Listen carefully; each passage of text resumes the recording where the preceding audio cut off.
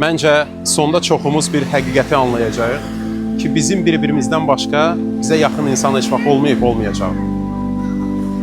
Biz bir yerdə birlikdə kirayə evlərdən, ipotekalardan, kreditlərdən, borclardan, bəzən uğurlu günlərdən, bəzən uğursuz günlərdən keçəcəyik, üzüləcəyik, xoşbəxt olacağıq, yaxın insanları itirdiyimiz günlər olacaq, onların xəstələndiyi günlər olacaq.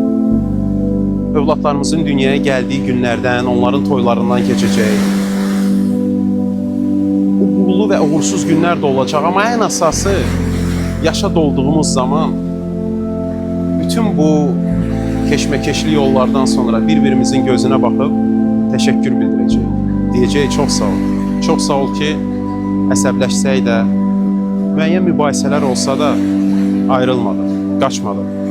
Problemdən qorxmadıq, problemi həll elədik bir yerdə. Və hər yaşadığımız günü bir-birimizi seçdik.